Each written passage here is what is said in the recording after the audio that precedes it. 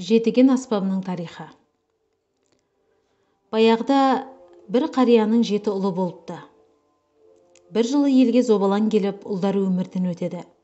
Көп жылап, жанары солған қария ағашты ойып, аспап жасайды. Оған әрі баласы өлген сайын жылқы қылынан ішек тағып отырады. Тұңғышы қания қайтыс болғанда бір ішекпен қарағым күйін шертеді. Екінші ұлы Төралымның өліміне 2 ішекпен қанат сыңар күйін шығарады. Үшіншісі Жайкелді өлгенде құмарым күйін 3 ішекпен тартады.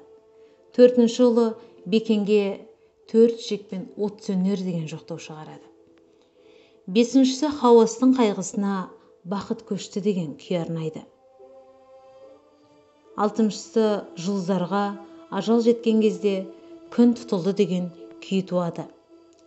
Кенжесі қияс қайтқанда қарт 7-ші ішекті тағып 7-ші күйін шертеді.